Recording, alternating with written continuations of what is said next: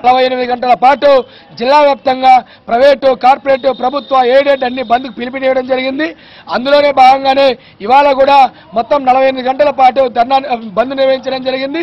ఈ యొక్క జిల్లా వ్యాప్తంగా అనంతపురం నగరంతో పాటు ఈ కరూరు జిల్లాలో పూర్తిగా ఫీజులు రద్దు చేయాలని చెప్పేసి, ప్రైవేటు, కార్పొరేట్లో 50% ఫీజు తగ్గించాలని చెప్పేసి చేస్తున్నటువంటి ఈ యొక్క బంద్లో భాగంగా ఇవాళ అనంతపురం నగరంతో పాటు కదిరి, కళ్యాణదుర్గం, రాయదుర్గము, గుత్తి, గుంతకల్లు, తాడిపత్రి, ధర్మవరము, హిందూపూరు అన్ని చోట్ల కూడా బంద్ సక్సెస్ఫుల్ గా విజయవంతమైంది.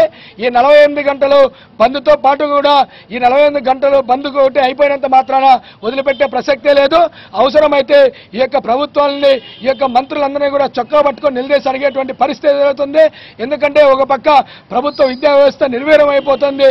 ప్రభుత్వ వ్యవస్థ ఏమాత్రం కూడా బాగలేదు. అటువైపు కూడా లేకోకుండా ఊరినే విద్యా సదస్సులు, ఆ సదస్సులు పేరిటిన ఊరికినే ప్రజల సొమ్ము దుర్వినియోగం చేస్తున్నారు తప్ప ఈ ప్రభుత్వం ఏమాత్రం కూడా విద్యార్థుల పట్ల, ప్రభుత్వ విద్యార్థుల పట్ల శ్రద్ధ లేదు. ప్రైవేటు, కార్పొరేట్ మీద కట్టడి లేదు.